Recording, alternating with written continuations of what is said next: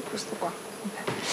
Allora, buongiorno a tutti e good afternoon, and thank you for inviting me.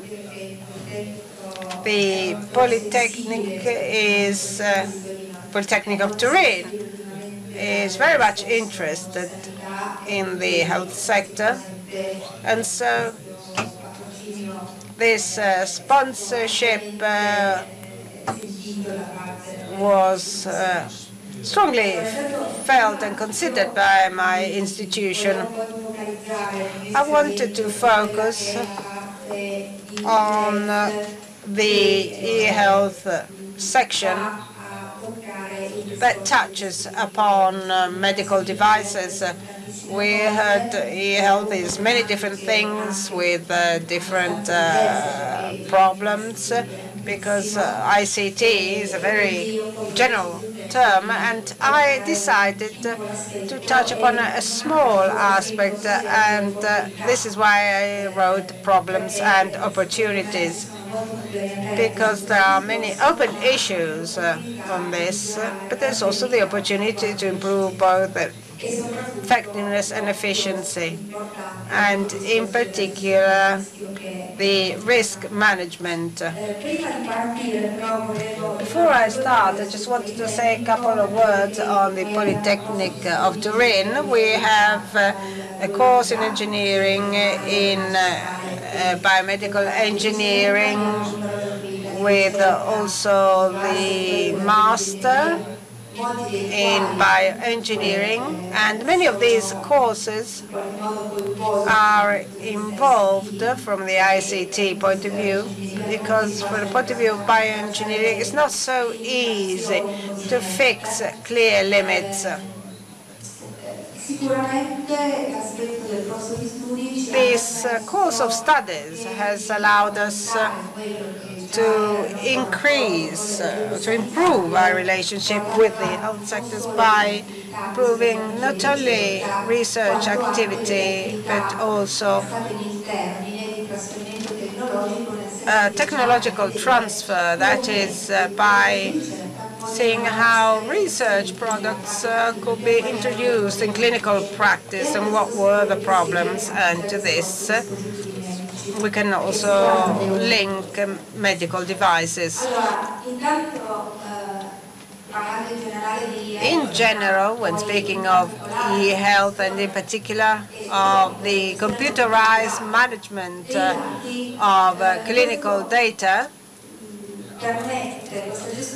this management allows us, on the one hand, to tackle and to provide tools for reducing adverse events that, as we also saw in the introductory slides, is very important, because there are still many errors, and sometimes originate from a wrong transcription of data item that leads to an error. Of course, not all wrong transcriptions lead to an error, but this is a possible cause, and the computerized system allows us to reduce this error. Then there is the possibility of improving the efficiency, as well as enables for alarms, that is possible mistake and signaling of potential problem.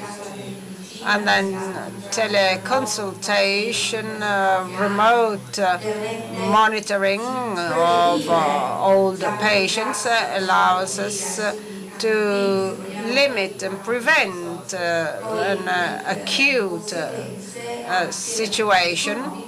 So also from economic point of view, this is important. So if I can anticipate a worsening of the conditions, well, I reduce costs. So not only does it improve the quality of life, but it's important from an efficient point of view. And the same for teleconsultation.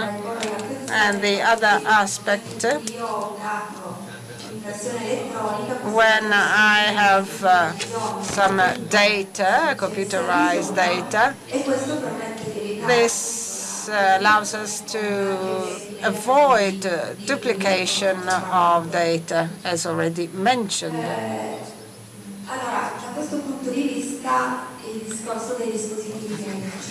From medical devices, as many of you probably know, are controlled by a directive which is 93/22, that is starting from 83.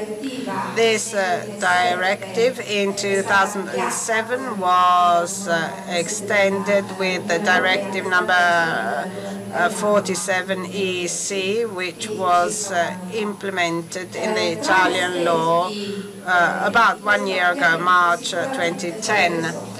And software is certainly one of these aspects. In actual fact, in the definition in this directive that you can find on the web,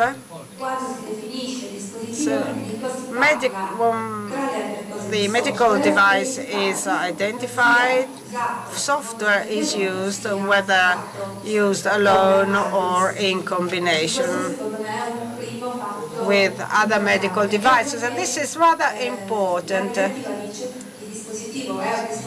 And it says medical device means any instrument apparatus if it is used, that is included together with any accessory, that is depends on the manufacturer's intent, whether it is sold or not. But what does it also tell me?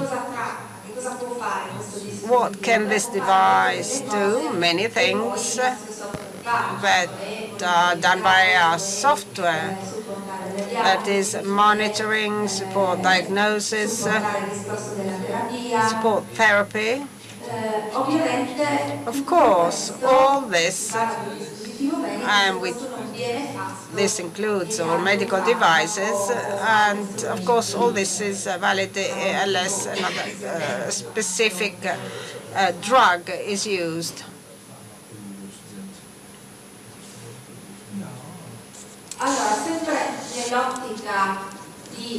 Still, with intent to understand the first problem, in the introduction to this directive, it is clarified that also standalone software, not just that which is linked to a tool, can be a medical device. And here the problem is that there's no clear rule that allows me to say this software is a medical device, this one isn't.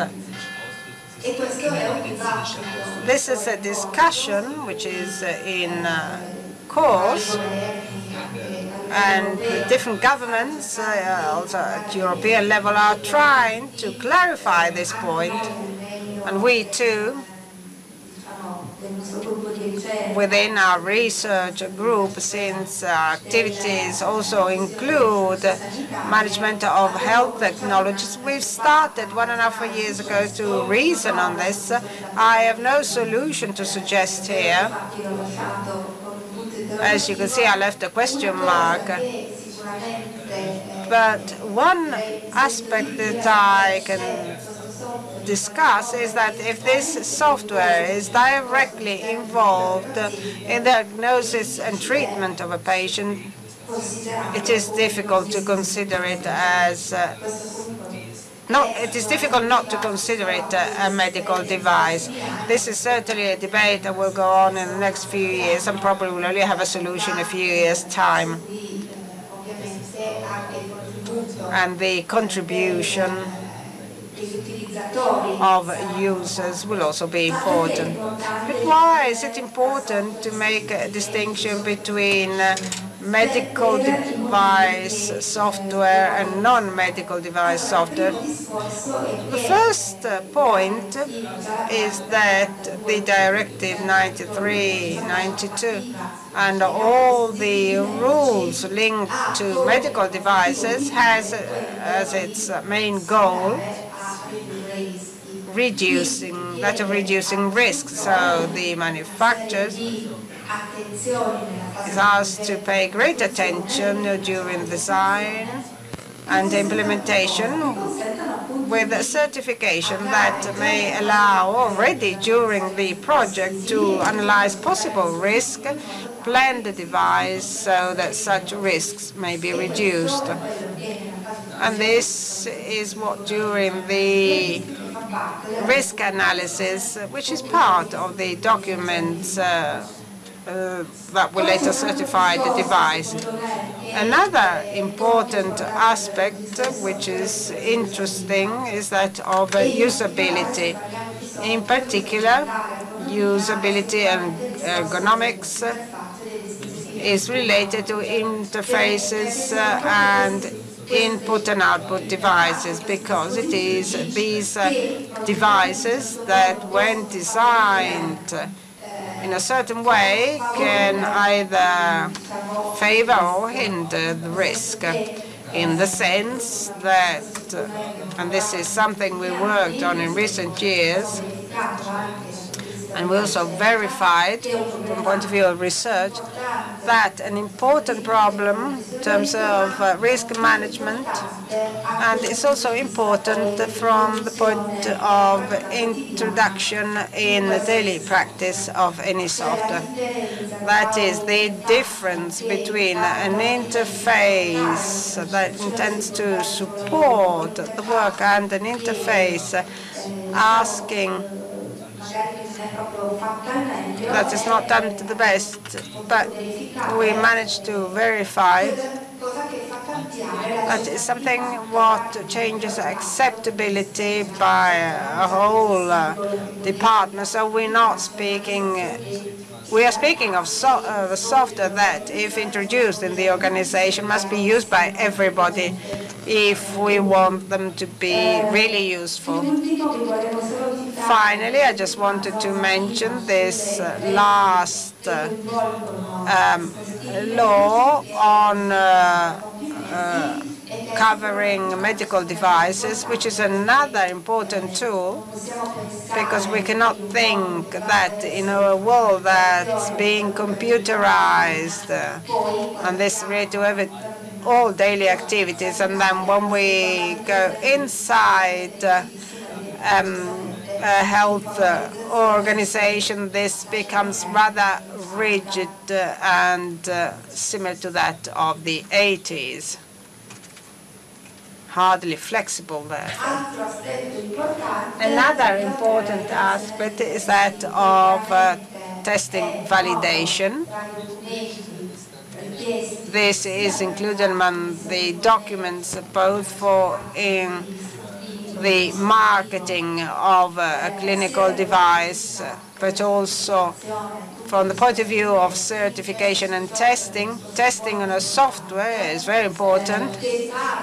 That starts from the analysis of requirements, and it's not something that can be done in the end, otherwise we won't be able to guarantee a sufficiently safe level for our software. And if we can't guarantee this, if the software makes mistakes, we want to use it to reduce risks of adverse events.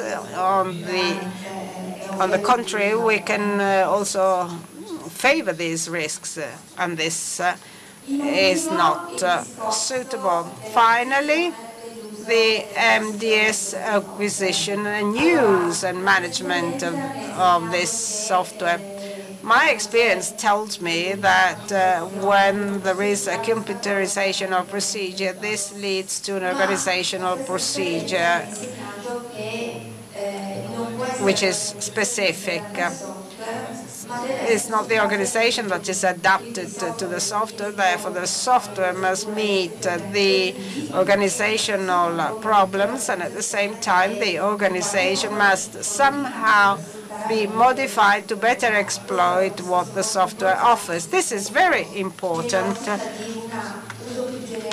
for more general use of computerization within the structure, but also outside companies up to the patient's home. An aspect which is strongly felt today, and if you go to facilities, that of interoperability. Very often we find 2, 3, 4 software irrespective when so many are needed. And presumably more than one is needed, but these different software must share data on the patient in order to avoid that every time all data have to be entered on the software. But this may lead to mistakes. Or the software may not be used as much. Last aspect is related to management, and just like all devices, software needs to be managed correctly because it runs in an environment that changes constantly, and if you see how often your PC asks for an update, well, this is probably not on a daily basis, but certainly on a week basis, not to mention the antiviruses to avoid having a software which has to be constantly reinstalled. So what happens? In the case of a software of a medical device, for its management, we need both experts in clinical engineering as well as the computer experts. And I don't say this, even though I fully agree with this. This is resulting from experience in recent years in the US, where starting from a series of problems, we find in literature examples where the solution was to work in a cooperation of these two services so as to allow the user to use its tool in the best possible way. And this is an aspect that will not be easy, as it requires cooperation and different services. This is not always simple to organize, but according to experience, where software is more often used, and it's that only in that way we can avoid assigning responsibility to one person or the other. So the end user says, I'm not interested who's responsible, I just want this problem to be solved. And this is the last problem, but also the last opportunity that I leave to reflect on. And I hope that in the next few years we may have the opportunity to meet again and to see how this situation evolved in the course of time. Thank you very much for your kind attention.